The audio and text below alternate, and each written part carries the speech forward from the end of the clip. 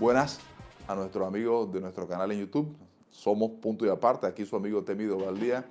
Y hoy queremos hacer algunos comentarios, algunas reflexiones y análisis, por supuesto, de lo que está sucediendo con la migración de varios miles, 5.000, 6.000 hondureños y centroamericanos que hoy en día se encuentran en la frontera entre México y Estados Unidos en el área de en la ciudad de Tijuana.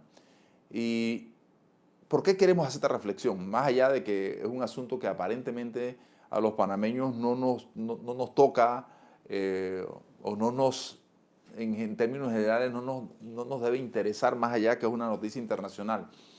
Sin embargo, lo queremos comentar porque hace poco hubo un comentario de un presentador de televisión, un programa de televisión en Estados Unidos, no me acuerdo si era Fox, la televisora, donde hizo un comentario que esos migrantes centroamericanos, en vez de ir hacia Estados Unidos, ¿por qué no iban hacia Panamá, siendo Panamá el país más rico de Centroamérica? Y ciertamente, yo he escuchado comentarios como lo siguiente, con algunos venezolanos diciendo, éramos un país feliz y rico antes de Chávez y no lo sabíamos. Hoy en día que somos un país enormemente pobre y destruido, no sabíamos lo que teníamos. Y probablemente los centroamericanos nos vean como un país rico. Y ese comentarista en los Estados Unidos probablemente no estaba diciendo una mentira. Y aunque tenemos pobreza en Panamá, tenemos que ver números para darnos cuenta si somos o no somos un país rico, pero sobre la base de compararnos con los hondureños, con los nicaragüenses y con los salvadoreños o los guatemaltecos. Vamos a ponerlo en términos de comparación. El PIB panameño es un PIB de básicamente 55.000 millones de dólares. El Producto Interno Panameño, interno bruto, 55.000 millones de dólares. Dividido por 4 millones de personas, básicamente tenemos ahí 14.000, cerca de los 15.000 dólares que deben cada panameño, si la división es clara, generar al año. Si tú lo comparas, si nosotros lo comparamos, por ejemplo, con un hondureño, donde el PIB hondureño, el Producto Interno Bruto hondureño anual es de cerca de 22.000 millones de dólares, pero tienen cerca de 7 millones de personas, entonces nos damos cuenta de que eso, básicamente, el hondureño genera al año un poquito más de 3.000 dólares. Si comparamos 3.000 dólares de un hondureño al año versus 14.000 o 15.000 de un panameño, evidentemente somos un país rico. Porque un panameño, supuestamente, aunque aquí en Panamá hay mucho cuestionamiento que la riqueza está en muy pocas manos, genera 4 o 5 veces más de lo que genera un hondureño. Entonces, yo estuve en México hace 2 semanas estuve en México, y un tema obligado en México en ese momento era el tema de los migrantes. Y pude constatar varias cosas. Uno, había cierto rechazo, para no decir un importante rechazo de los mexicanos a los migrantes. Y en gran medida por una actitud de donde llegaban, generaron algunos problemas y ensuciaron la ciudad donde pasaban. Pero en ese proceso migratorio que nació en Honduras, los migrantes fueron ayudados en todo ese proceso migratorio por organismos internacionales. Entonces no tuvieron problemas de comida, alimento y agua, y en algunos casos fueron ayudados con el tema del transporte, aunque caminaron gran parte del trayecto. Ahora, ¿qué pasa con este tema de la migración? Entendiendo y convencido estoy de que no van a poder pasar a Estados Unidos, porque todos sabemos que Trump militarizó el área, ya hubo incidentes en el área fronteriza, y los incidentes fueron con una acción dura y decidida del ejército americano, y yo no veo cómo esos migrantes puedan pasar a los Estados Unidos, por lo menos masivamente, como en un momento dado estos migrantes querían hacerlo. Entonces, ¿pero qué puede estar detrás de todo esto? Uno, en México se especula que gran parte de estos migrantes se van a quedar en México. De hecho, en el proceso de transitar la República Mexicana, muchos de esos migrantes se quedaron ya en México. En el DF se quedaron algunos cientos de migrantes. Entonces, ante la imposibilidad de pasar a Estados Unidos, seguramente una proporción importante o una parte importante de esos migrantes se van a terminar quedando en México. Y yo pude hablar con gente allegada a lo que es el gobierno hoy en día de Manuel López Obrador, y me da la impresión de que había conciencia de que no quedaba otro camino y que México iba a tener que aceptarlo. Pero volvemos al planteamiento hecho por este presentador americano de que por qué esos migrantes no viajan a Panamá, siendo Panamá el país más rico de Centroamérica. Ya de hecho hay una migración centroamericana a Panamá. Y aunque no tenemos nosotros cifras concretas, porque aquí se emiten muy pocas cifras, lamentablemente, vemos, por ejemplo, las empleadas domésticas en Panamá hoy en día, probablemente su gran mayoría son nicaragüenses. Y hay una inmigración importante de nicaragüenses a ejercer el trabajo doméstico en miles de hogares panameños. Antes básicamente eran colombianas, eso bajó un poco, dominicanas, creo que eso también bajó un poco, y han venido las nicaragüenses. Yo he comenzado a darme cuenta y cada vez le he puesto más el ojo a los guardias de seguridad. Ustedes verifiquen por su lado. Veamos los servicios que prestan la agencia de seguridad y veamos los guardias que hacen esa labor. Y ya comenzamos a ver no solamente muchos nicaragüenses, ya me he encontrado a varios hondureños ejerciendo esa labor en Panamá. Entonces, si bien es cierto, esa migración pues hasta puede ser necesaria, producto de que menos panameños ejercen ese trabajo hoy en día. Entonces, bueno, las grandes migraciones, y hay países que han sido muy inteligentes sus migraciones. Por ejemplo, hoy en día Canadá es un país muy inteligente manejando sus migraciones.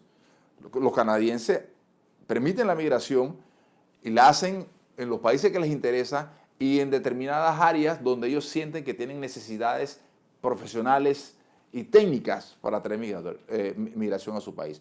Los australianos, creo que son otro país que ha sido muy inteligente en su migración, aunque hoy en día en Australia hay mucha migración china, bueno, la ha habido tradicionalmente.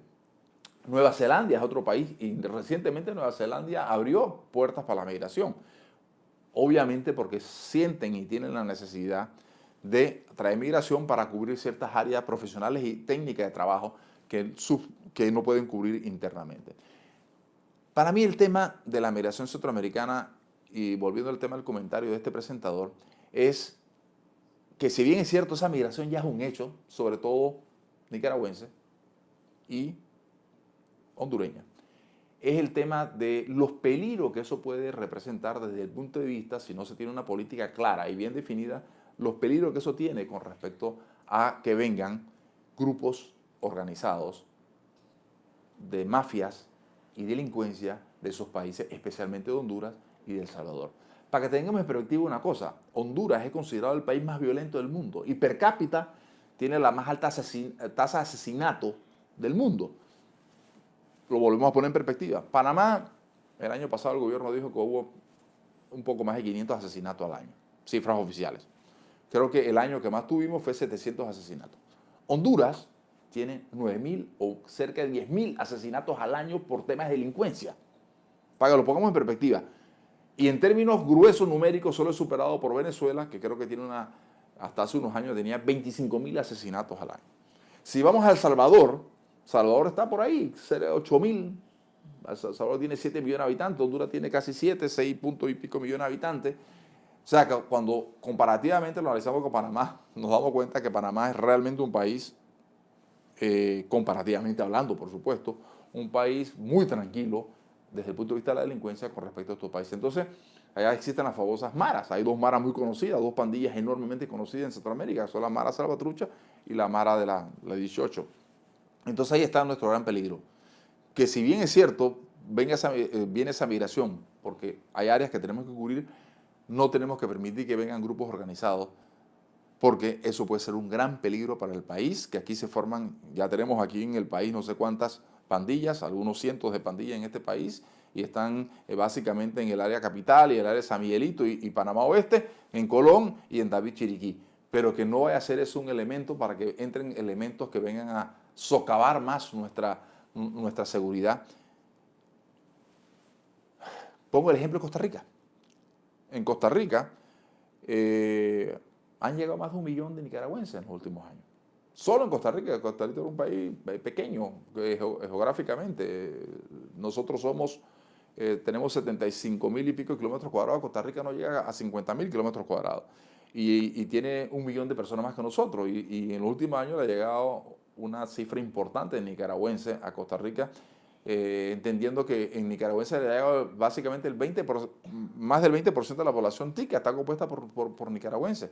Y ahora que hubo los problemas en Nicaragua, producto de la situación de protesta de la población contra el gobierno de Daniel Ortega, yo estuve en Costa Rica hace unos meses, me volvieron a decir en Costa Rica que se sentía nuevamente la migración de nicaragüenses huyendo de la violencia en ese país y viniendo hacia Costa Rica.